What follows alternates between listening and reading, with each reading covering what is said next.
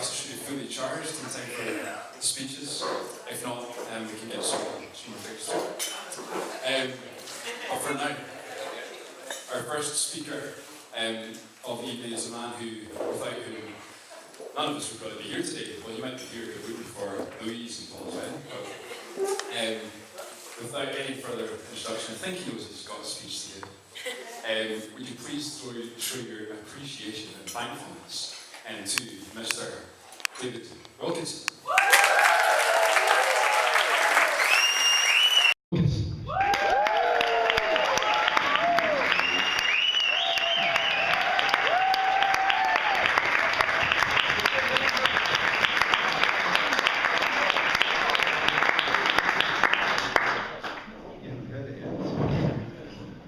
Generally, the Father Bride speech is quite short, so I've made a few notes, so if you just bear with me a second. It is both sides. Kidding. My assessment is about 3 hours 55 minutes, and then Paul and Dobbie as well. No, in all seriousness. Good afternoon, ladies and gentlemen. Can I welcome you all to the celebration of the marriage of Paul and Louise? Should I say, Mr. and Mrs. McLean?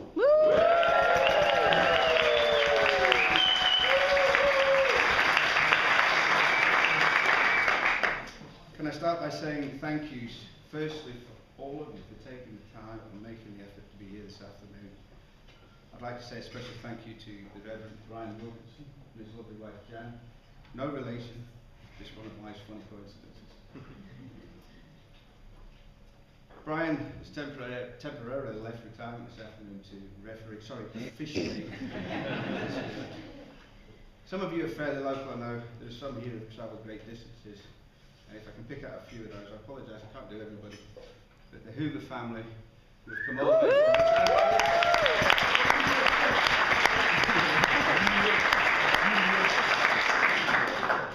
Can I personally take this opportunity to thank them on behalf of Maureen and myself for looking after both Louise and Paul whilst they were working in Los Angeles 7 years ago. It was a great help to us to know that they were in safe hands, so thank you. Obviously thanks to my mum and dad, Jeff and Anita and Amanda who have come from down south to be here. Some old friends, and I don't mean old, I mean friends of long standing.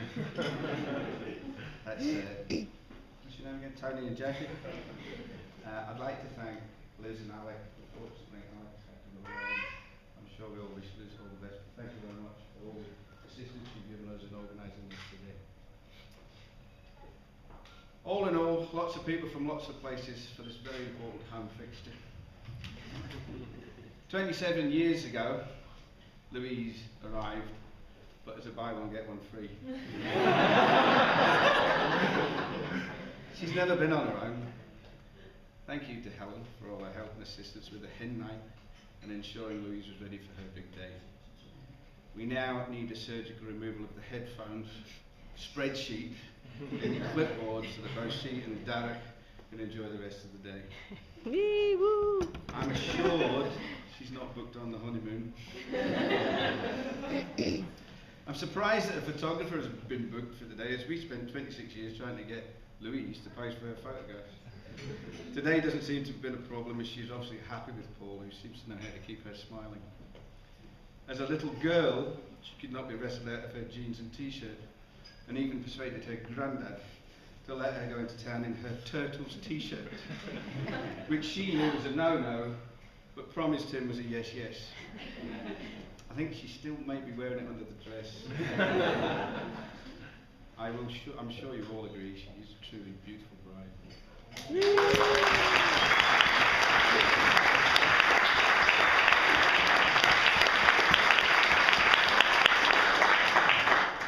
Louise first showed her academic leanings around the age of 6 when she and Helen, ably assisted by the 2 wee girls next door, undertook an archaeological dig in the garden whilst the same grandad read his paper and watched the cricket. They carefully displayed their treasures, stones, bricks and chuckies in rows on the bare dining room table. He thought he was in serious trouble again. who would criticise academic endeavour, and although we did suggest they might want to use a tablecloth next time, Grandad still hasn't lived it down. 7 years ago, just after graduation, when they were both travelling to America, I asked Paul to look after her for me, and he took me at his word, at my word, and has done so ever since. And I'm really pleased to be able to welcome him into the family.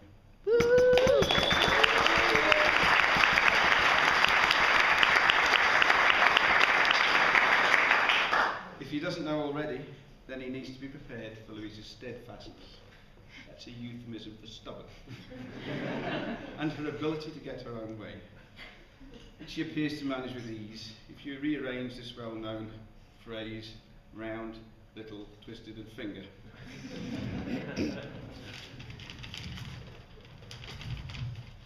In all seriousness, words cannot say how proud I am of them both and how they've worked through university and are building a life for themselves without drama or complaint.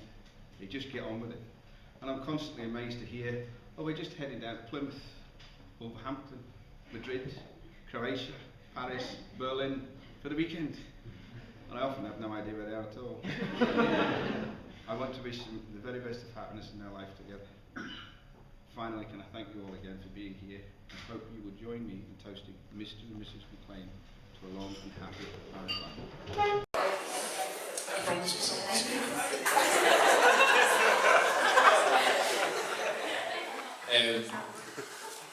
Now it's time for our man of the moment. I've known this guy since we tramped the playgrounds of Shrimp Primary together.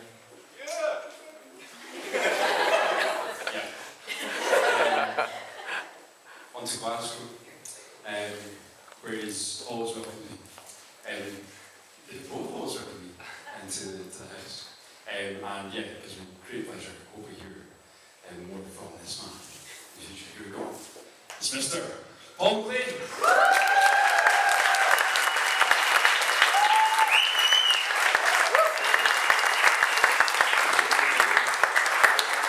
Hello everybody, can I just start my speech with a small disclaimer, that being that this will be the first and probably last time that I will get to speak on behalf of my wife and I.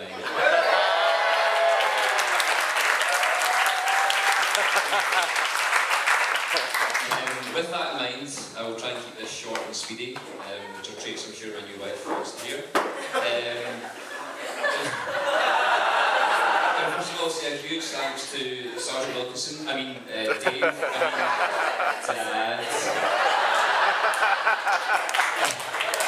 For his kind words and allowing me to take the first of his precious twin girls off his hands.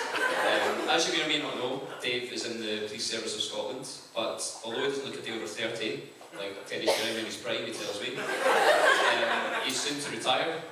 With this comes its obvious perks in the form of a healthy pension, I've been told. But unfortunately, I think Dave may already have waved goodbye to that by putting on some of this wonderful day that we've got already. It's the most fantastic setting for our wedding and gives us the opportunity to bring all of our favourite people together in the one place. The reason I'm overwhelmed by how many of you have come today as far afield as Troon, Rossi, Aberdeen, the Midlands, Lincoln, London, Paris, Holland, Zurich, Norway, and Los Angeles, California in the house. Thank you so much for all your kind gifts, your donations, your well wishes, your kind words. We're truly humbled by all of it. And for this, Louise and I would like to say thanks and just raise our glasses for the first time to family and friends. Thank you. Family and friends. From a personal point of view, I'd like to thank Dave and Maureen for accepting me into their family and making me feel so welcome. Maureen's been trying to fatten me up for a few years now with some fine hospitality and trips to Rossi. She's done a wee bit more work, but keep it coming. On their visits to Glasgow, we are often treated to slap up meals by Dave. On a particular occasion, early in Louise and I's relationship, I showed my cultured side while out for a Chinese meal in a restaurant not too far from here, where After polishing off a bowl of chicken and sweet corn soup and some prawn toast for starter, I demolished the majority of a fried duck with pancakes for what I thought was the main course. With the rest of the table passing up the leftovers, and the rest of the table chatter, I thought to myself, is this the secret as to how the Wilkinsons maintain their slim physiques?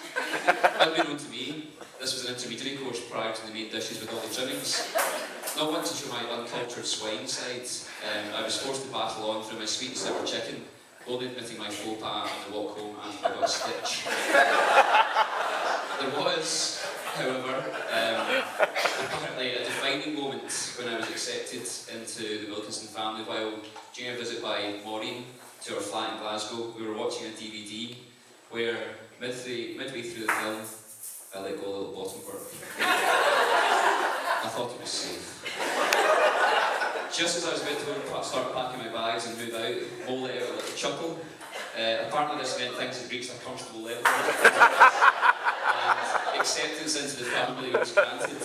So for any of you guys out there looking to impress your future in-laws, you know what to do.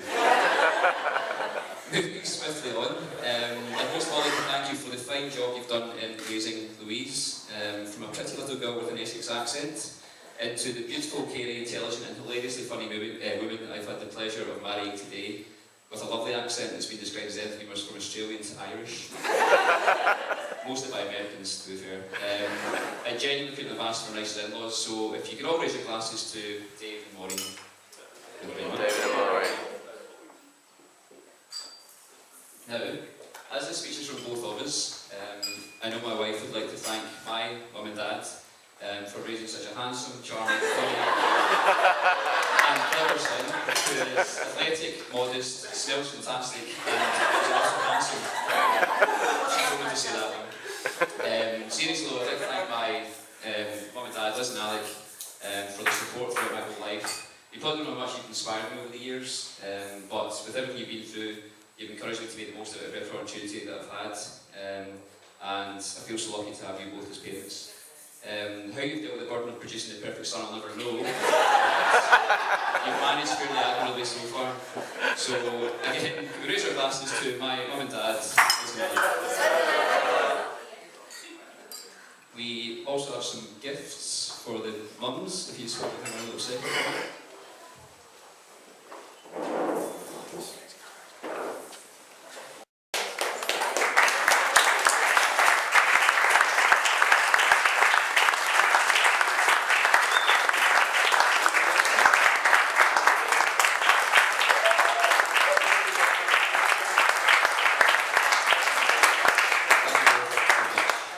Before we move on, Louise and I would also like to take this opportunity to mention some other special guests we have with us today.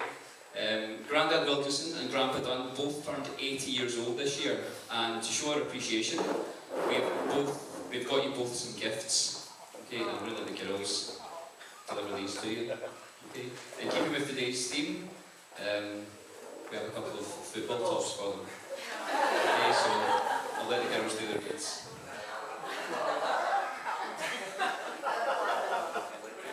The very famous Lincoln City Football Club and the most famous Ian Morrison Football Club.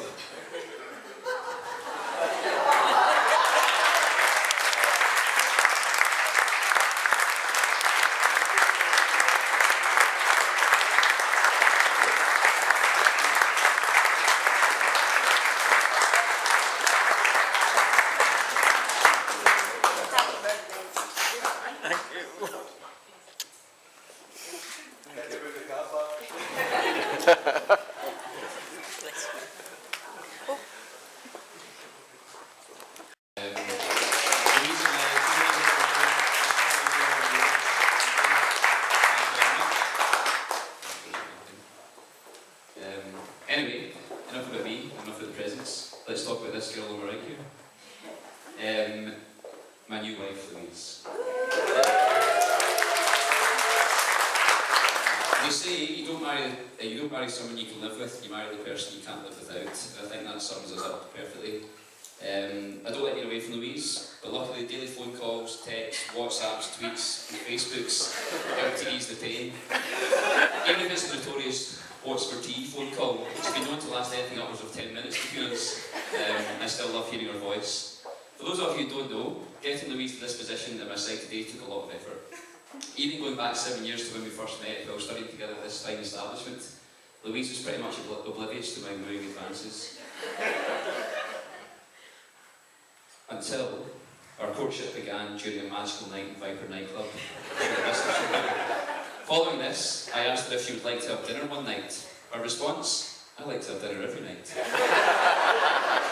As soon as she began quoting lines from my favourite film, Wayne's World, I was putty in her hands. We then had to spend the first 6 months together in Los Angeles coaching soccer, which was difficult, but we did put out the sunshine and the fantastic hospitality from the Hoovers, and we somehow managed to get through it. Fast forwarding to 2011, I chose to propose while on holiday in Croatia.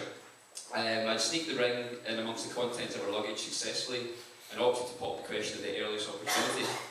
Knowing that the sunset that evening was at 7:30, Lou thought it would be funny to go for a nap at 5 o'clock for a couple of hours. After dicing with death by waking a sleeping Lulu, she was promptly frog marched up a hill to the prime location in Rovanian, which is where this picture was taken,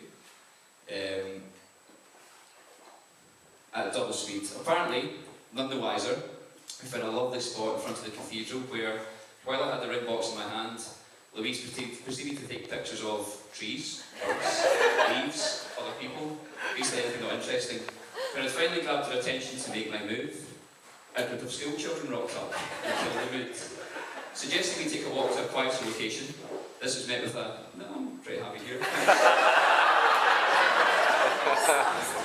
You can see what's happening here. After further dragging around, I found a nice spot without any distractions to finally pop the question, and thankfully, after a lot of hard work, she said yes. Despite this laid-back approach, Lou's put in a huge amount of effort into making today so special, and despite making me watch numerous episodes of Don't Tell the Bride, not once did she venture into Bridezilla territory. This is testament to her relaxed demeanour, and something I think we share in common and I love about her. When I saw you walking down the aisle today, you made me feel all warm and fuzzy inside. Kind of like when I used to climb the rope in gym class.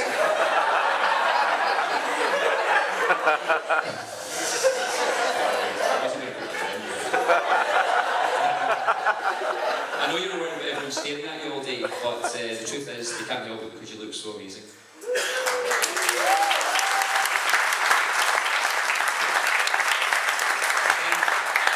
Again, in keeping with today's events, that I'm the proud winner of my very own Champions League trophy. So, I'd like to propose a toast and ask you all to be upstanding for this one to my new wife, the new Mrs. McLean.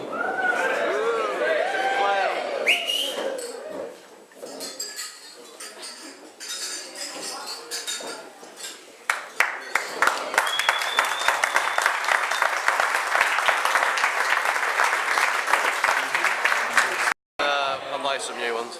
Moving on, I'd also like to thank Louise's other half, bridesmaid Helen. For those of you who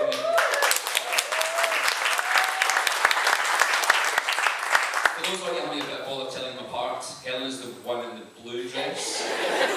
Lovely decided to wear different outfits today. Lovely for me. I'm sure you'll agree that she looks lovely and has done a great job as the only bridesmaid running the show at some points. She's also been working hard behind the scenes, and not once did she have to use her microphone headset, which she's really upset about. So, can we raise our glasses to Helen? Thank you very much, Helen. Hello.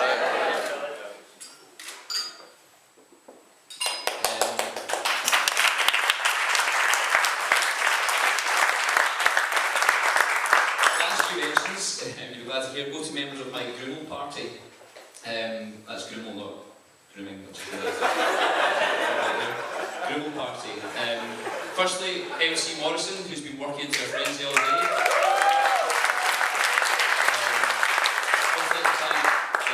My nephews, Kyle and Aidan, who were looking awesome in person.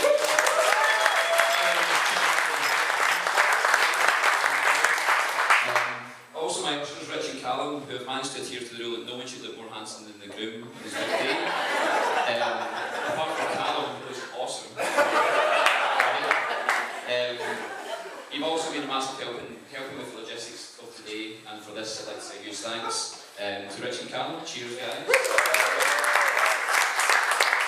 I think that's Thanks, everyone.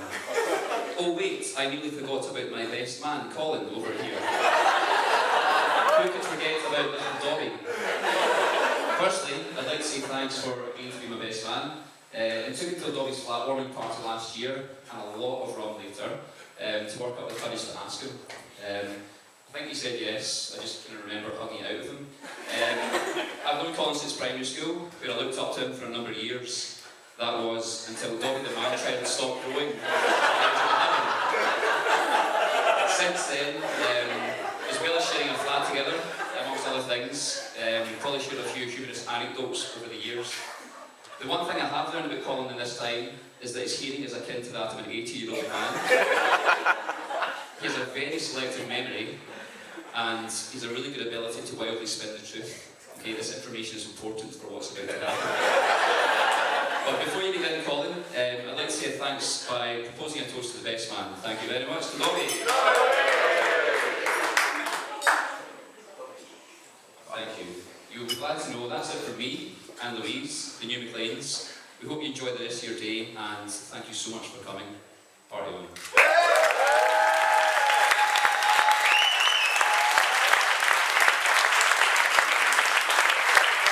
Actually, it's always good when someone shares a great time, so I've got down here Viper, dinner, Wayne's World, and then rope climbing. That's all I'm running into. Let's do it once again for the self-proclaimed perfect son, Paul McLean.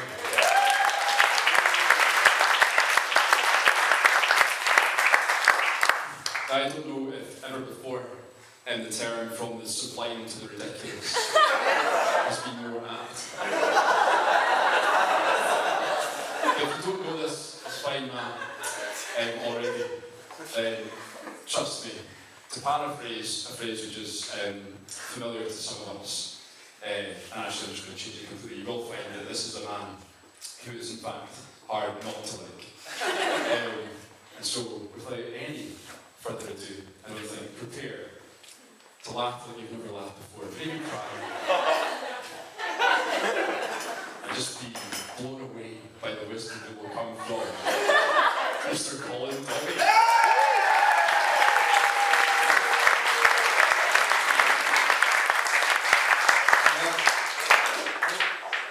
I actually feel like having a night off from being funny, so I thought I was going to get one of these ball tops as well. 20 home. No, it does smell fantastic. Yes. Yeah, the length of the speech, I'm just going to keep going talking while I've got this thing, so until I get dragged out of here, I think I might finish by the second half of the so, yes. Good evening, ladies and gentlemen. Are we all having a good time? Yes! Are we all having a good time? Yes! Well, that's about to change. First of all, let's say Helen, as maid of honour. You're looking very beautiful today.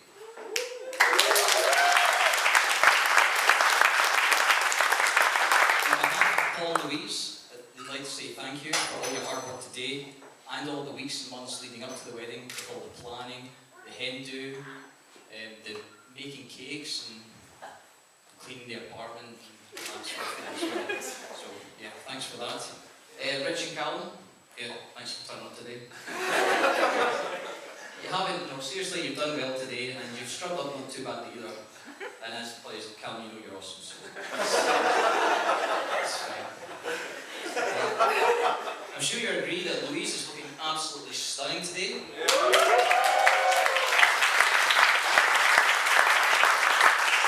I've never seen her without a smile on her face. She's always very polite, and she's a great girl to be around. David and Maureen, I can imagine you must be very proud parents today. Along with Paul, I do consider her to be amongst my closest friends. That's not me choking on that.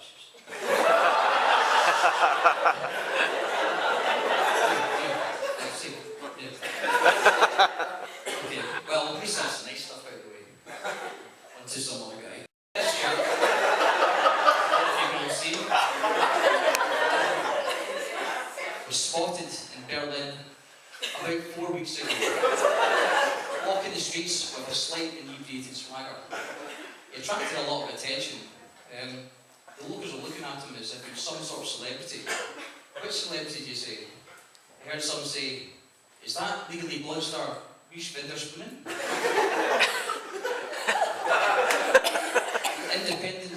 Independence Day star Wilhelm Schmidt?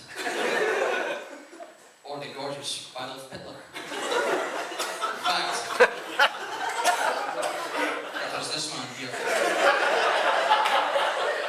You. This was Paul McLean, or otherwise known as Poddy, coined during his Toon primary school days while sporting one of the longest serving bowl cuts from recent years.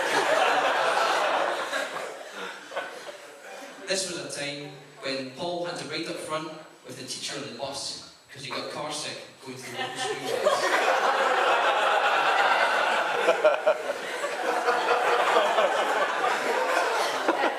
This was a time when, despite Paul, when he was young, being very tall, he still had to wear armbands in the baby pool. Yes, that was a special class that we're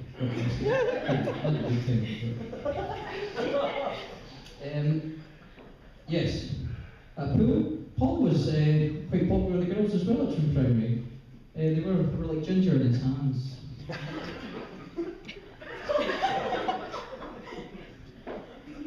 Putty.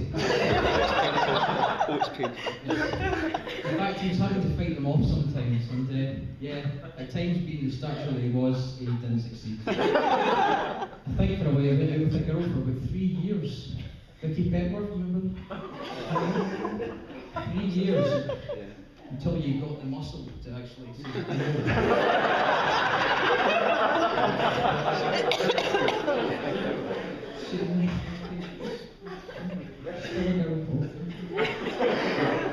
Another nickname for Paul, due to his ruthless organisational skills, is Edie Admin.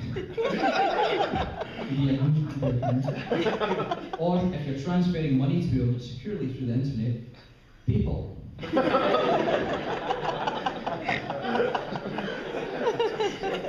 was quite intimidating when Paul asked me to be his best man, given his reputation as being an organisational legend.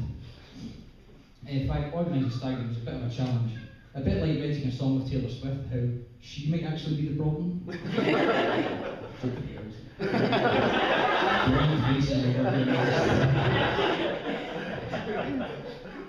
Yes, Stag Do was a lot of fun.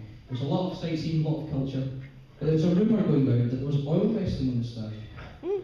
I can confirm there was, but this involved Paul trying to get out the shower after Johnny Tucker on his hay had been in for an hour-long session.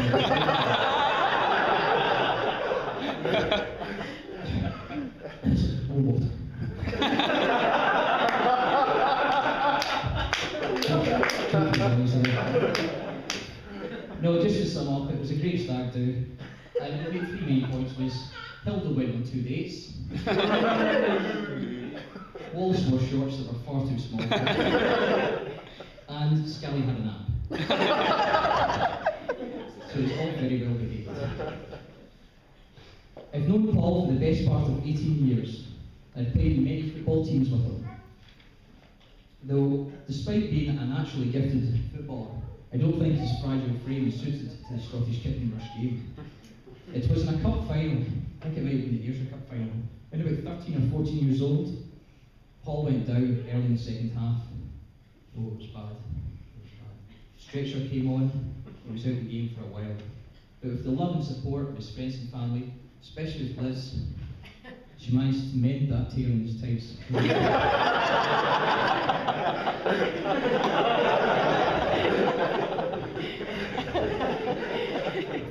Yes, well, whatever Paul lacks in nutrition, he makes up for in thriftiness. By mastering the ins and outs of the politics of getting the drinks in, he's ensured that he always leaves a winner when it comes to the game of swings and roundabouts. For example, it's the tactical round. Getting the drinks in before everybody has arrived at the pub, thus ensuring he's already bought his round and can get extra later. On the odd occasion, you might find your drink substituted for that of a far inferior quality. You could be drinking your advanced 7 and Coke, and all of a sudden, on Paul's round, you get a tin of Jamaican's finest premium lager. I've not known a man who can arrive at a party, and leave with more alcohol than they had. But anyway, everyone's favourite beanpole has become the inspiration. Everyone's favourite beanpole has become the inspiration of a budding nation of little nuclear beast children. Or the term commonly referred to be called is little chubby fatties. Call them that. Sorry? Can I call them that? Yeah, can't make fun of fat kids. They've got nothing up to them.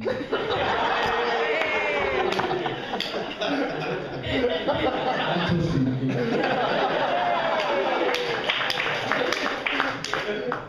If you thought I'd been that fun.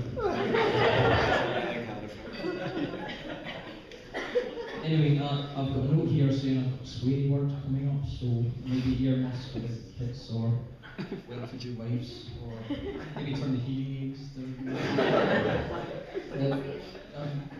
We'll see.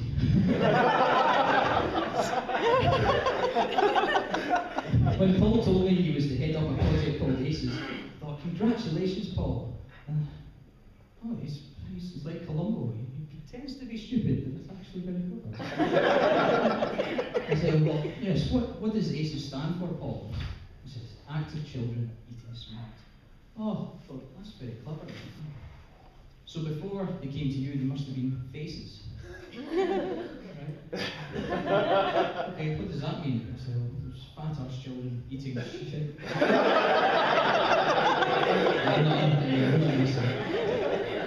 Earmuffs off, earrings up, and we'll continue.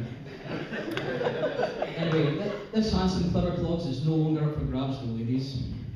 And to mark this occasion, I've decided that all ex-girlfriends are to place a key in this box, which, I've got a note says, the crowd will applaud rapturously while I fetch the box, so there's no awkward silences.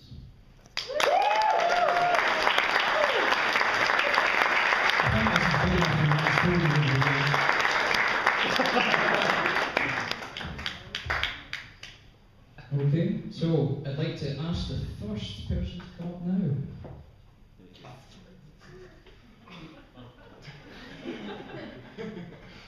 Oh, you said there'd be more.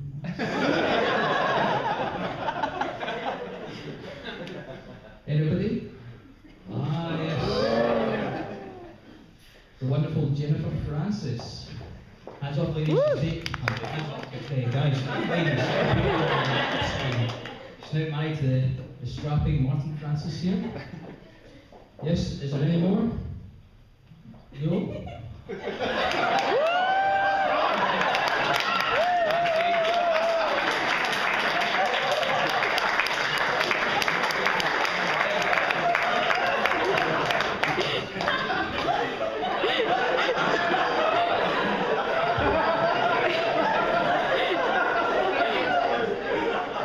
What have you been up to?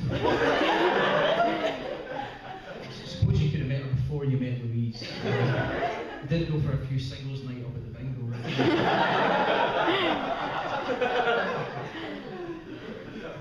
Okay, without, we'll move on.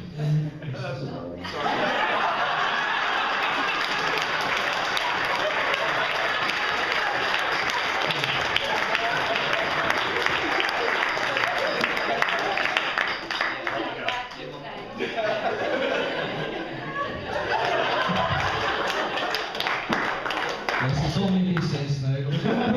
I'll show you how to play rugby, Paul. No, you can't play rugby.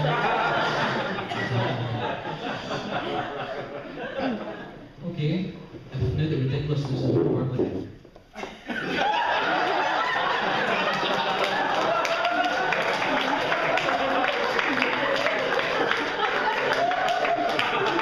I don't know who's going to do the dishes now.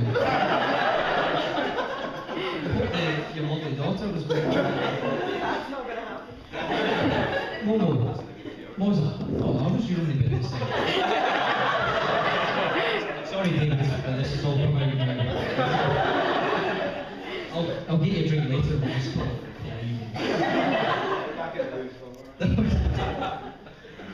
okay, look at that. Stuff is over with.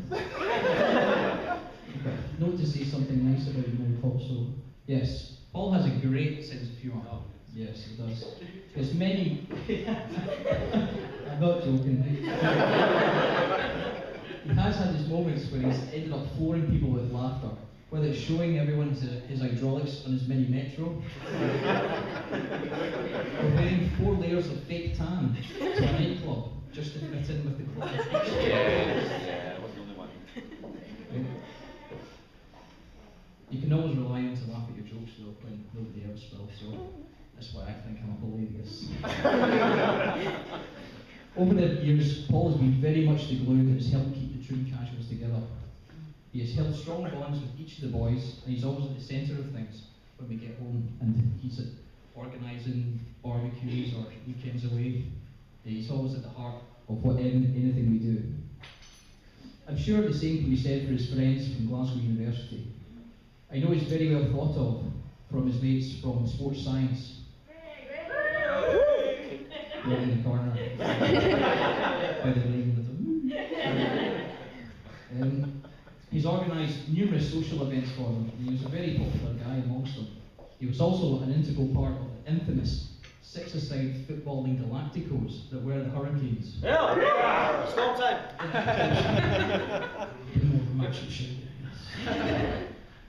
None of his friends have a bad word to say about him, and I've certainly never heard him say a bad word about anybody else.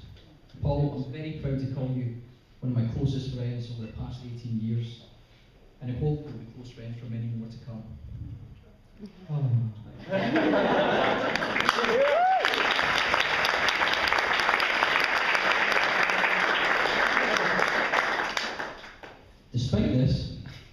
Despite marriage being punishment for shoplifting, he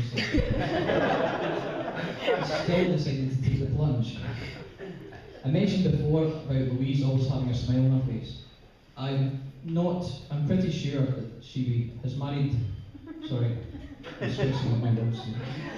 I'm pretty sure the fact that the man she married today has got a big deal to do with that. They're not just husband and wife, but best friends too.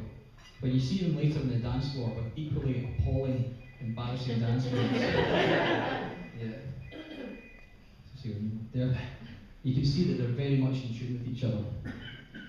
As a couple, they are very kind, and I and others have benefited from this kindness over the years. When I wasn't living in Glasgow, they were very accommodating and letting me in their spare room whenever I needed it. I know they are both there for me and all their friends.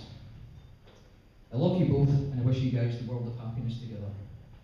Could you all now be upstanding for the new Mr. Wright and Mrs. Crutchfield?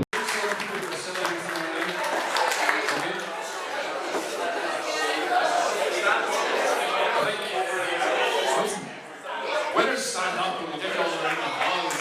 Really nice.